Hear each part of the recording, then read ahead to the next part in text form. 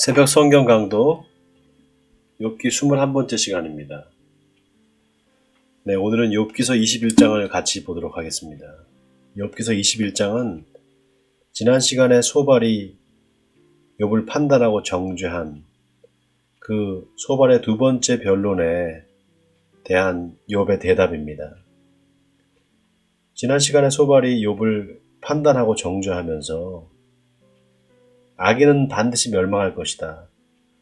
그러니까 악자 필멸의 논리를 주장을 하면서 욥을 정죄했잖아요. 거기에 대해서 욥이 이제 대답을 합니다. 우리 같이 욥의 대답을 들어보도록 하겠습니다. 욥이 대답하여 이르되 너희는 내 말을 자세히 들으라. 이것이 너희의 위로가 될 것이니라. 나를 용납하여 말하게 하라. 내가 말한 후에 너희가 조롱할지니라. 나의 원망이 사람을 향하여 하는 것이냐? 내 마음이 어찌 조급하지 아니하겠느냐? 네, 여기 나의 원망이 사람을 향하여 하는 것이냐? 이거는 의문문이죠. 나의 원망이 사람을 향하여 하는 것이 아니다. 하나님을 향한 것이다. 이런 뜻입니다. 그러니까 내 마음이 조급하다라는 거예요. 자, 계속해서 읽겠습니다. 5절입니다. 너희가 나를 보면 놀라리라. 손으로 입을 가리리라. 내가 기억하기만 하여도 불안하고 두려움이 내 몸을 잡는구나. 어찌하여 악인이 생존하고 장수하며 세력이 강하냐. 자, 여기 7절에 어찌하여 악인이 생존하고 장수하며 세력이 강하냐. 이거 역시도 의문문입니다. 악인이 생존하고 장수한다. 만약에 소발의 말대로라면, 아니 욥의 그 세 친구의 말대로라면 악인은 멸망당해야 되고 잘 안 돼야 되고 하는 일마다 다 실패를 해야 맞잖아요. 근데 그렇지 않다라는 거예요. 어찌하여 악인이 생존하고 장수하고 그 세력이 강하냔 말이죠. 그러니까 소발 네가 말하는 그 악자 필멸이라는 게 그 논리가 다 맞는 것은 아니다 이 말입니다. 자, 계속해서 읽겠습니다. 8절입니다. 그들의 후손이 앞에서 그들과 함께 굳게 서고 자손이 그들의 목전에서 그러하구나. 그들의 집이 평안하여 두려움이 없고 하나님의 매가 그들 위에 임하지 아니하며 그들의 수소는 새끼를 베고 그들의 암소는 낙태하는 일이 없이 새끼를 낳는구나. 자, 그 악인들이 자기들만 잘 되는 게 아니라 후손들도 잘 되고 또 그 집이 늘 평안해서 두려움이 없다라는 거예요. 그리고 하나님의 여기 매라고 나와 있는데 하나님의 심판을 얘기하는 겁니다. 하나님의 심판과 진노가 그들 위에 임하지 않는다라는 거예요. 그리고 그들의 숫소가 새끼를 베고 암소가 낙태를 하지 않는다. 그러니까 새끼를 순산한다는 거잖아요.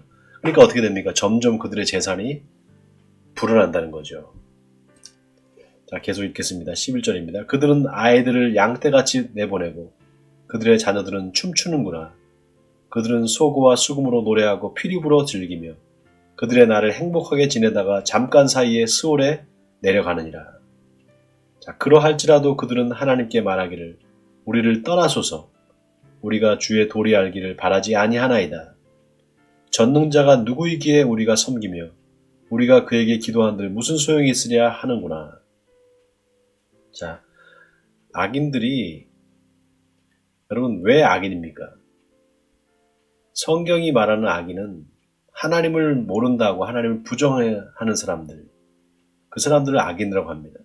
근데 그 악인들이 자기들이 그렇게 인생을 즐기다가 이제 죽어서 스올에 갈지라도 하나님을 내가 믿겠습니다가 아니라 오히려 하나님한테 나를 좀 떠나달라, 우리를 떠나달라 이렇게 말한다는 거예요. 그러면서 전능자가 도대체 누구기에 우리가 그를 섬기느냐, 우리가 기도한들 그가 듣겠느냐, 무슨 소용이 있겠느냐 이렇게 말한다는 겁니다. 그러니까 결국 그들은 끝까지 회개하지 않고 끝까지 하나님을 믿지 않을 거다 이 말이에요. 자, 그런데 그럼에도 불구하고 그들의 일생에서의 삶은 이승에서의 삶은 편안한 삶을 산다 이 뜻이에요. 자, 16절 읽겠습니다. 그러나 그들의 행복이 그들의 손안에 있지 아니하니 악인의 계획은 나에게서 멀구나.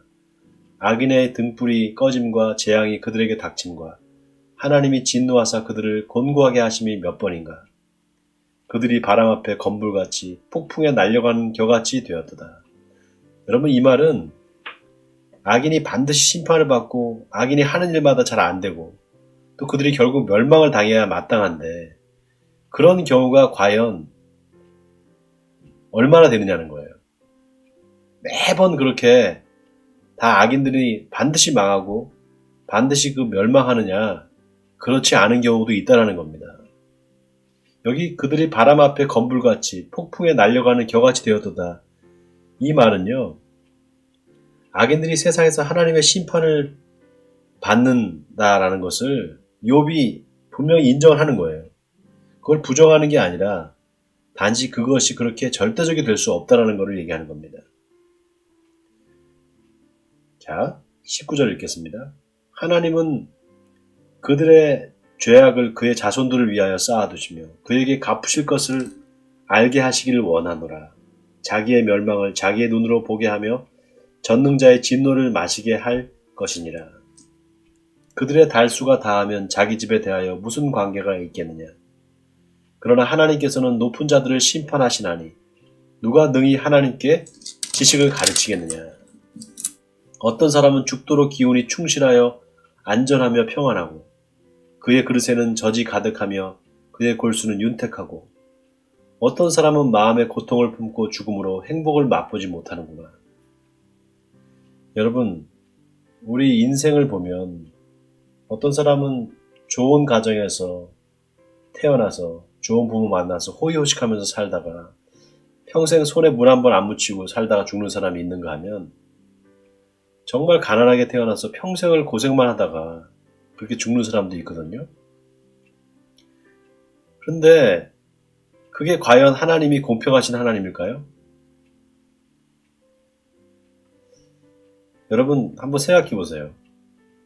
어떤 사람은 잘 먹고 잘 살고 평생 부귀영화를 누리면서 살고 어떤 사람은 정말 가난하게 평생을 힘들게 사는 사람이 있다면 하나님 정말 공평하신 분이냔 말이죠.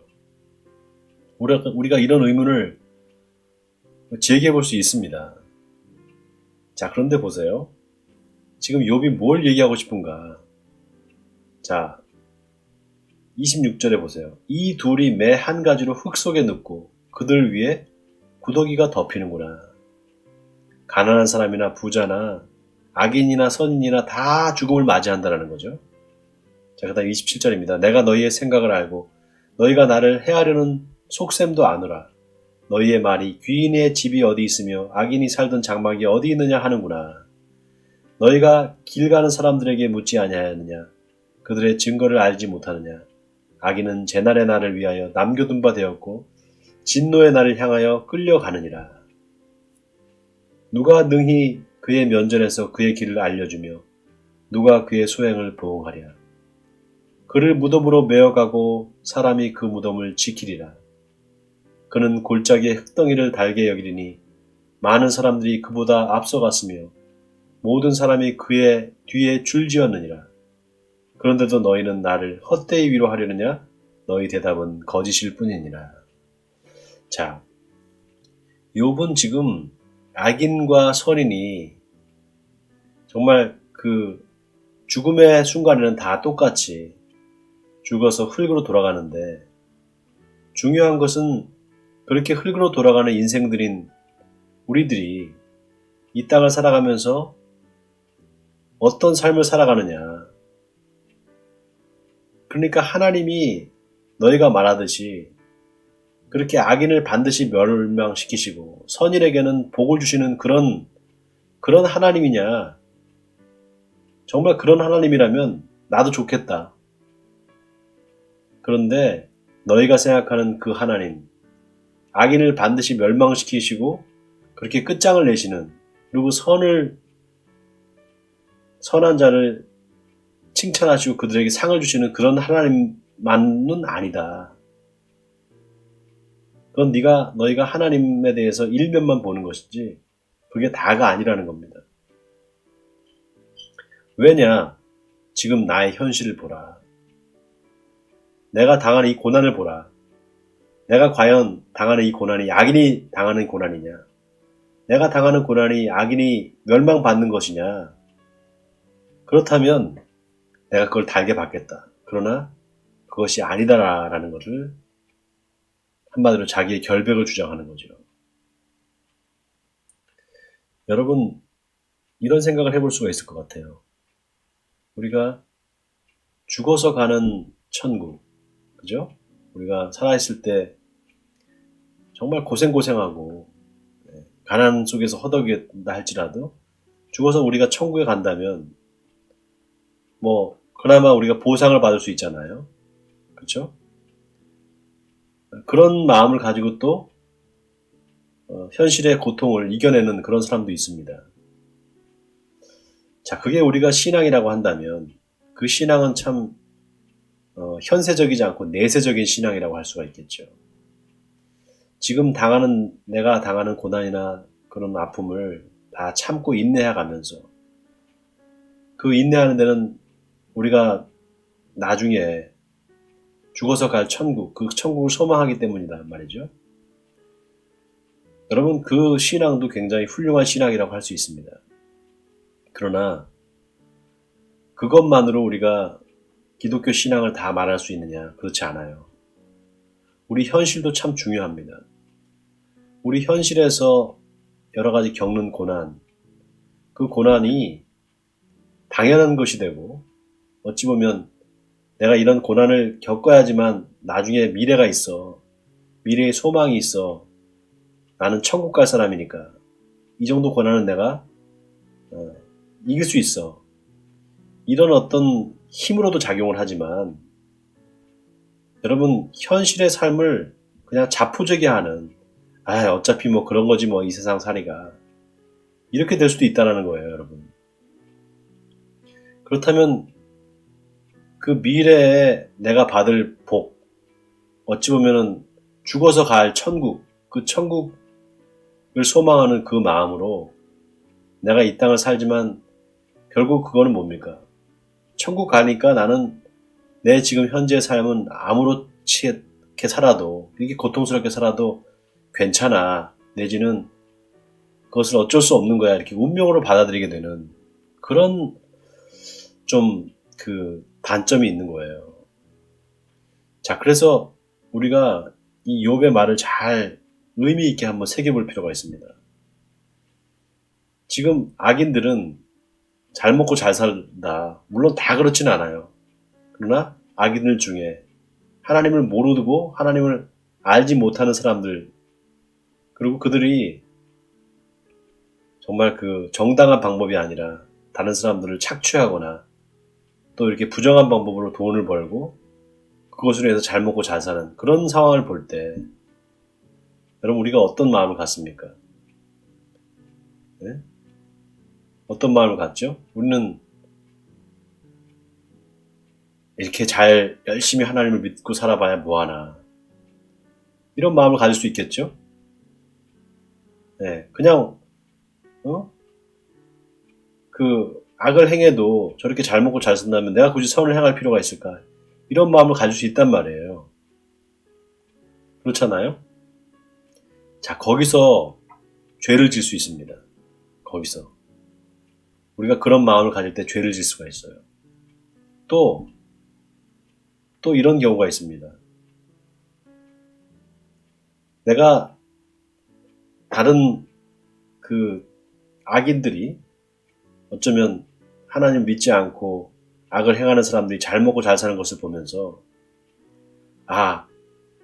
그렇지만 저 사람들의 맨 마지막 끝은 결국은 심판이 있을 거야. 이런 마음을 가지고 나는 저렇게 살지 말아야지. 나는 계속해서 내 믿음을 지키고 하나님을 믿는 믿음 안에서 열심을 내야지. 이렇게 생각하는 사람이 또 있을 겁니다. 자, 그렇다면 이 두 사람 중에 어떤 사람이 과연 하나님 앞에 의롭다함을 얻을까요? 당연히 내 믿음을 내가 지키고 하나님 앞에 충성을 다하고 끝까지 내 믿음을 지키겠다는 그 사람이 그리고 정직하게 살겠다고 하는 그 사람이 결국 의롭다 하지 않을까요? 자, 오늘 이 욥기에 욥의 그 변론 가운데 지금 놀라운 하나의 그 메시지가 숨겨져 있어요.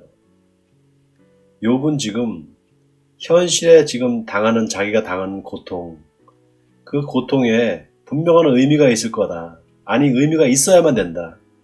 그 이야기를 지금 역설적으로 하고 있는 겁니다. 반대로 악인들이 잘 먹고 잘 사는 거, 심판을 안 받고 현실에서도 잘 먹고 잘 사는 거, 그것도 어떤 의미가 있을 거라는 거예요. 하나님의 섭리가 있을 거라는 거죠. 그거를 너희들 마음대로, 너희들 생각대로 그냥 막 판단하고 정죄하지 말라 이겁니다. 왜냐? 너희들이 말하는 것처럼 그렇게 세상이 그렇게 악자 필멸, 인과응보, 권선징악으로 다 해결될 수 있는 문제가 아니다. 그것으로 다 설명되는 게 아니다. 이 세상은 정말 복잡하고 다중다양한 그런 실존적인 상황들이 다 있다라는 것을 지금 이야기하는 거죠. 여러분, 우리의 믿음이 이런 열린 마음을 갖고 있어야 돼요. 열린 마음을 갖고 있다는 건 뭐냐 하면 어떤 상황에서도 우리가 그 상황에 하나님의 섭리가 있고 하나님이 함께 하신다는 그 믿음입니다. 그 믿음을 우리가 가질 때 우리가 하나님 앞에서 온전할 수가 있어요. 악인의 잘 되는 걸 보면서 부러워하지도 말고 또 너무 그 사람들을 정죄하고 판단하지도 말고 우선 자기 자신을 돌아보는 그런 신앙, 자기 성찰의 신앙으로 가야 된다는 것입니다. 자, 오늘 여기까지 할 텐데요. 욥기 21장을 우리가 같이 살펴보면서 욥이 지금 뭘 말하고 싶은가? 결국 욥이 말하고 싶은 것은 하나님께서 이 상황 가운데 역사하고 계시다라는 그의 믿음을 말하고 있는 겁니다. 너희가 다 하나님을 아는 것처럼 말하지만 하나님은 너희가 아는 그 전부가 아니라 하나님의 또 다른 측면이 있다. 너희들이 보지 못하는 그 하나님의 섭리가 있다는 것을 이야기하고 있는 것이죠. 자, 오늘 욥의 변론을 가만히 묵상해 보시면서 하나님은 어떤 분이신가? 세상에 왜 악이 존재하고 왜 악인이 잘 되고 또 의인들이 핍박을 받는가? 거기에는 하나님의 뜻이 있다는 것을 생각하고 또 하나님의 그 뜻을 묻는 저와 여러분이 되기를 바랍니다. 이 시간 같이 한번 기도하겠습니다. 사랑이 많으신 하나님, 욥의 변론을 통해서 세상이 모든 것이 인과응보 또는 권선징악, 악자 필멸의 사상으로 설명할 수 없다는 사실을 알게 하시니 감사드립니다. 우리가 사는 이 세상은 참으로 복잡하고 여러 가지 일들이 일어나고 또 그것으로 인해서 의인들이 핍박을 받기도 하고 억울한 일을 당하기도 합니다. 그러나 거기에는 하나님의 놀라우신 뜻과 섭리가 있음을 믿습니다. 악인들을 보면서 그 악인들을 정죄하고 판단하고 또 그 악인들이 잘 되는 것을 보면서 또는 부러워하는 그런 어리석음이 아니라 하나님께서 왜 저런 사람들을 허락하시고 왜 저런 사람들을 잘 먹고 잘 살게 하시는가, 그것을 보면서 우리가 반면교사로 삼고 우리가 우리 자신을 돌아보는 그런 계기로 하나님께서 그런 사람들에게 또 회개할 기회를 주시는 것으로 우리가 생각할 때 우리의 믿음이 흔들리지 않고 하나님 앞에 온전할 수 있음을 고백합니다. 주여, 우리가 남을 판단하고 정죄하기보다는 그 안에서 하나님의 뜻과 섭리를 찾아가는 우리들 되게 해주시옵소서. 이 모든 말씀을 주 예수 그리스도의 이름으로 기도하옵나이다. 아멘.